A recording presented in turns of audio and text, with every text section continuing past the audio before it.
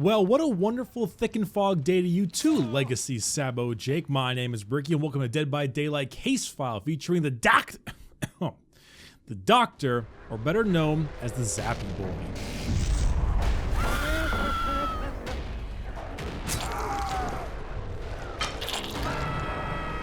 Our favorite DOCKTA's real name is Herman Carter. He was a gifted young student and was always fascinated in the human brain. His excellent understanding of advanced neuroscience got the attention of the CIA. Taken in, they gave him everything he wanted with the objective of information extraction. He took to this job fast and viciously. Soon, he didn't need mentors or dummies. They gave him real captured spies, closed the door, and let him go to work. Eventually, he was just named the Doctor. Prisoners begged on their knees not to be sent to his office, and his compatriots never went in. War allows your mind to accept more brutal realities as long as Carter got information, and they were okay with it. Till one day they came back to the institute he worked at to find the entire place trashed, all the lights off, and a massive array of fried corpses, along with his mentor who had his skull flayed open and electrodes on his brain. Carter had been trying to learn mind control, and with his disappearance, he got pretty damn close. It should also be mentioned this is like during MK Ultra times, back in like the 60s and 70s, just saying.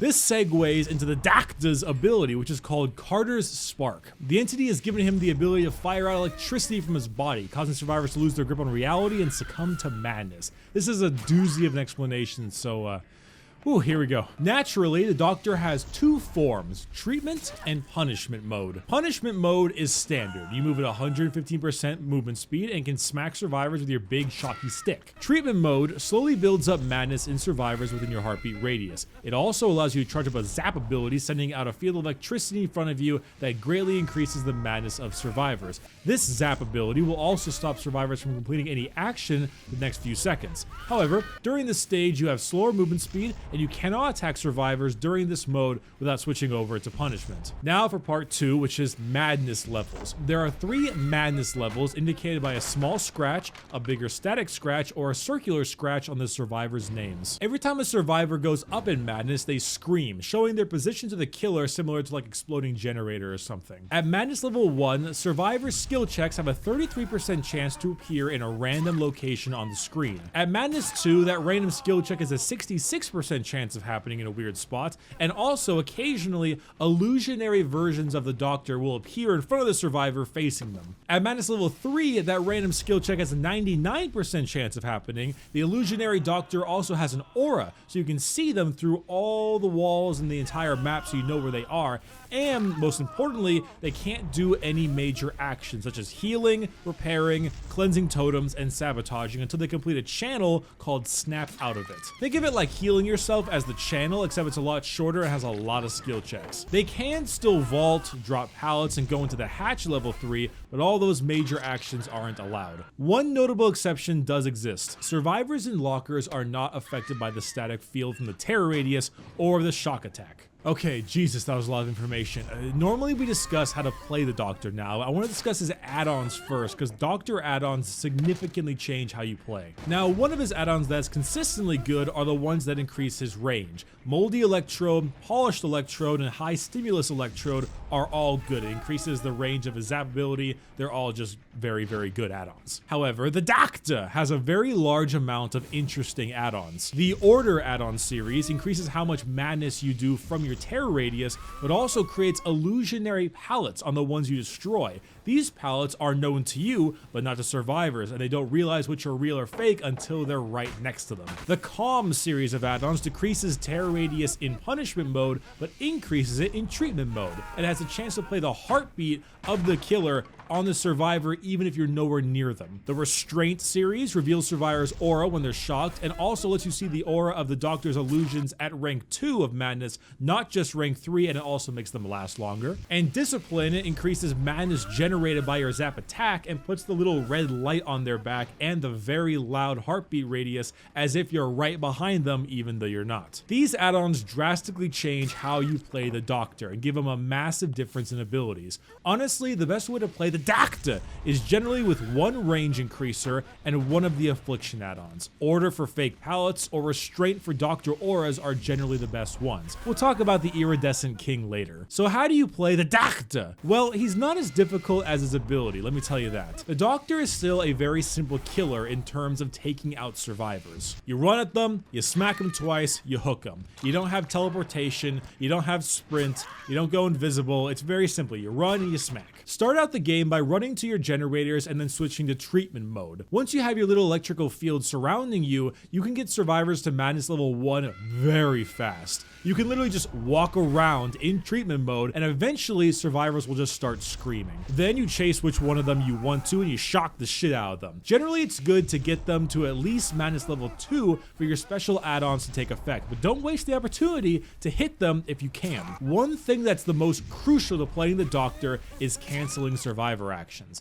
Timing is so important on the Doctor. Using your zap ability right before they vault a window or right before they drop a pallet will stop them from being able to do so for a few seconds. They'll just kind of sit there, probably spamming the spacebar, not knowing what the hell's going on. Then you have the time to swap back to your treatment mode and stab them with your stick. This is good because this is how almost every Doctor playstyle is. You chase them, you zap them, and when they're about to do something, you zap them again, you smack them. That is the most important thing, as well as increasing your madness. The Doctor takes the word stealth and deletes it from the game. You cannot be sneaky against the Doctor. He always knows where you are, and if he doesn't know, he can easily find out. Maybe he puts on the illusionary Doctor thing so he always knows where you are via aura. Maybe he makes fake pallets so he gets hits when you think you're safe. The Doctor has so many options. The only downside is that he's kind of a mid-tier killer because of pallet looping. He doesn't have anything that helps him with the pallet game very much. He gets pallet looped for years and years. That's just because the character is like that. He's a little bit better at dealing with pallets than most killers because most survivors that at least have half a brain immediately think to themselves, oh crap, he's gonna zap me. I better drop this now because if I don't, I'm gonna get hit. So you can generally force them to throw down pallets a lot more often and a lot faster than normal, but you still get looped regardless. He still consumes pallets like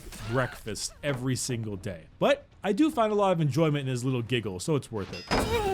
So as I mentioned before, distance, illusionary pallets, and increased Doctor hallucinations are the best kinds of add-ons, so I run those. The Iridescent King is one of the most fun, ultra rare add-ons in the entire game. It gives them a random affliction every single time, so they have zero idea what in God's name you're running. It fucks with them so hard. I love it. The Doctor's teachable perks are Monitoring Caboose, Flicker Lights, and Explosion Simulator 2017. Now, Monitor Abuse is a great perk for almost all killers, but the Doctor. For the Doctor, you like Big Terror Radius because it helps with your static field. All other killers, a Small Heartbeat is great and it's amazing on Myers, but for the Doctor, I wouldn't run it. Overwhelming Presence is wonderful. If you hate flashlights and medkits healing right next to you, it's great. It literally halves the amount of effective charges this thing has. However, it is a little outclassed by Franklin's demise, so it is kind of up to you. Finally, Overcharge is, in my opinion, one of the best perks in the game.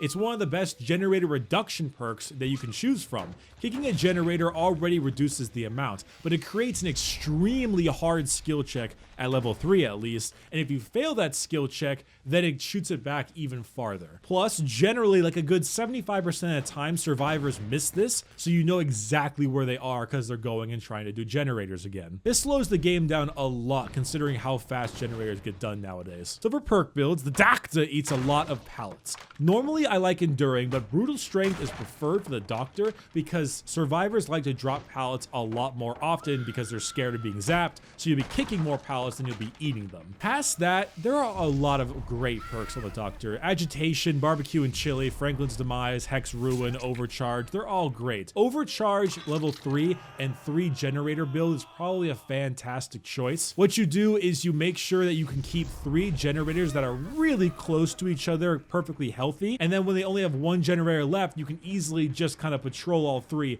kicking them, making it super hard to deal with. It's a little dick, but it's a lot of fun. It gives you a lot of points. Now, normally I do a meme build, but this build is actually incredibly effective. It's Overwhelming Presence or Brutal Strength, your choice, Distressing, Unnerving Presence, and Barbecue and Chili. Having a massive terror radius as the Doctor gives you more static field charge. Unnerving Presence makes skill checks even harder when you're in that giant radius, so they fail more generator, they fail more healing checks, and most importantly, they fail a hell of a lot more decisive strike checks. Distressing increases the terror radius even more, and it also gives you more points. And of course, overwhelming presence is nice because that giant terror radius makes toolboxes, medkits, and flashlights even worse. And of course, barbecue and chili is just nice because it's barbecue and chili, and also gives you more points. So that's just kind of nice. But the whole point is that this turns the Doctor into a massive terror radius of annoyance and a big point whore. It's actually really effective, and it's a kind of build that's only effective on someone like the Doctor. And I mean, he's a giant point gain, so why not? Seriously, if you want to get blood points, play the Doctor. He gives you so much. But before I go, a lot of you have been asking me for the Doctor's Mori, so here you go. A shocking bit of pain.